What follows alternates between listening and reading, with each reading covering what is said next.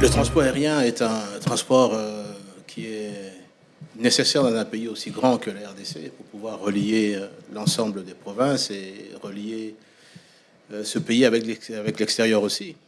Mais lorsque nous prenons le ministère, nous n'avons pas d'avion, ni au niveau de Congo Airways. Et la première des mesures que le gouvernement prend, c'est de donner les moyens pour qu'on puisse relancer Congo Airways. Malheureusement, je dois dire là-dessus, oui, deux avions sont arrivés, mais malheureusement, les décisions du Conseil des ministres n'ont pas été totalement suivies par ceux qui devaient les exécuter.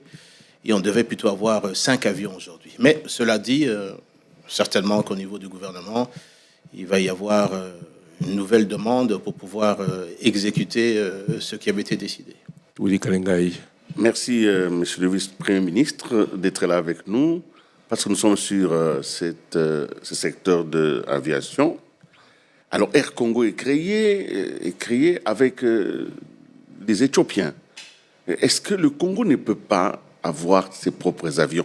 Est-ce qu'un avion, ça coûte aussi cher que le Congo se soit aujourd'hui assis dans la location? On ne peut pas acheter de nouveaux avions. Ça coûte combien les avions pour que le pays, un si grand pays, puisse se contenter de ce que j'appelle moi de raccommodage? Alors, c'est parfois une phobie que les personnes se font. Il faut acheter des avions. Vous savez, dans le monde d'aujourd'hui, beaucoup de compagnies aériennes, et même des grandes compagnies aériennes, ne sont pas propriétaires des avions. Ils font ce qu'on appelle du lease purchase. C'est-à-dire c'est une location aux ventes. Vous louez, mais au terme d'un certain nombre d'années, vous devenez le propriétaire de l'avion.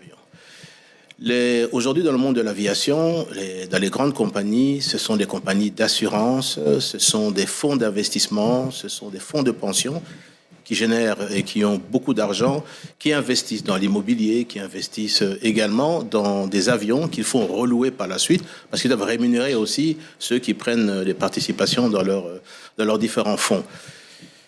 Air Congo est une réalité, c'est-à-dire que, je me souviens, c'est au retour, le lendemain du retour du dernier voyage que le président de la République a fait en Chine, qui m'a donné les instructions de pouvoir relancer, je veux dire, ce projet qu'il avait déjà avec mon prédécesseur, qui était le feu Okende, qui n'a jamais pu aboutir et qui a dit qu'il fallait mettre ça en route. Donc ça veut dire que 3 mois après, Air Congo aujourd'hui est une réalité. Son premier avion est arrivé, le deuxième doit arriver dans les jours qui viennent, et ça va faire là, c'est une série de plusieurs avions, 8 737, 2 787 Dreamliner en location.